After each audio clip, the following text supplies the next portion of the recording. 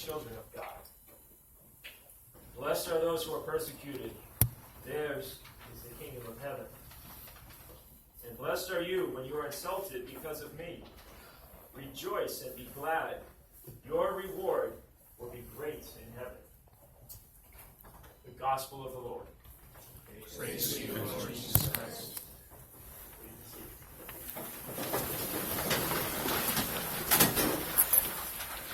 Well, this is a very special day because it's All Saints' Day. And oftentimes here at Nativity, as you know, we quite often say in the morning whose feast day it is. And this is a day when we celebrate all the saints. One day to celebrate all the saints. Sometimes when you go into a church and you look at the windows, there are stained glass windows, and you see pictures of the saints in the windows. And there's a reason for that, because when we come together to celebrate the Eucharist, it's not only us in that church celebrating the Eucharist. It's the entire communion of saints with us. So all the people who went before us, all the people who died before us, all the great saints in heaven, all the angels, they're all with us celebrating the Eucharist together. It's like one big family gathered around God's table for a meal. And that's what we do here right in our chapel too. Every time we celebrate the Eucharist, all of the saints are with us. Now, we don't have stained glass windows in our chapel, but we do have these banners, right, from each of the classes. And the banners remind us of the Jesuit for whom the class is named, like Pedro Rupe, or Grande, or Xavier, or Rose, or Healy. And over here we have Bezuska, right? All these great Jesuits who went before us, the saints. And so they're all around us, celebrating with us here in this little chapel. And these banners also remind us of all the students who came before us, because each banner represents a class. So all of those alums, all of those students, 320-something students over the years, are with us here as we gather to celebrate this great meal around the table of the Lord. And each one of us who comes to school here, each one of us is called to be a saint. And some of our alums, I think, have become really saintly, holy people. They've really become very generous men for others. And I see that in all of you guys as well. Today we're going to be hearing from a few of our students, especially those guys in the 6th grade. They're going to do a little preaching for us, break open the Word for us, and then we're going to hear about how they see themselves becoming saints. Like all of those saints, the communion of saints all around us, with us here at this liturgy. So I welcome you guys to start.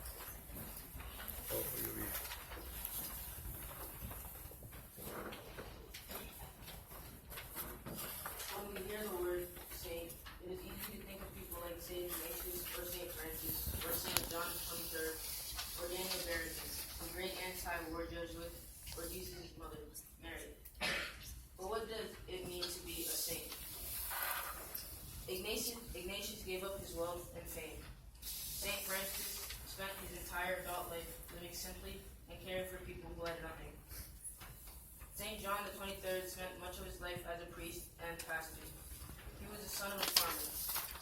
Few people even knew him when he became pope, yet he changed the entire church. Daniel Barrington was sent to prison when he resisted the war in Vietnam. Mary was a young woman no one had ever heard of.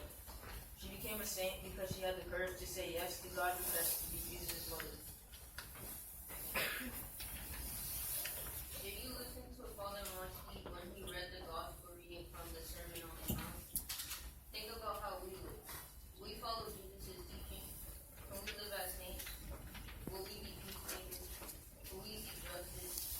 Will we be humble and merciful? Will we help those who are sick or abandoned? Will we care for those who are nothing? How will you be?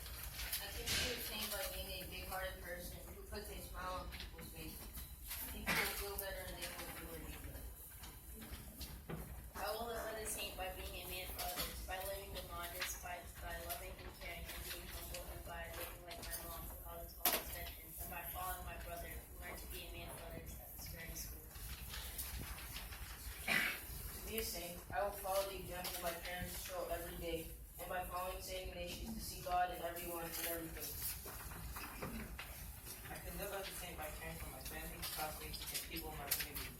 I learned the right way to live from my mom, who taught me to be responsible and kind. I will sit with people who are lonely and alone, or help my old neighbor doing things for her or just taking her coffee. I will live as a saint by helping people who don't have shelter or food, and I will pray for those who are sick. God is the one who died for me, who is the life. As a saint, I can all the poor and homeless people, while at the same time caring for my family and friends. I will always believe in God, and I will tell people that God always forgives me if you have done something wrong. In trying to live as a saint, I will try to follow Jesus' example along with Saint Ignatius' example. While I'm working to be a saint, I'll try to help others who are in need and persist in trying to be a man for others.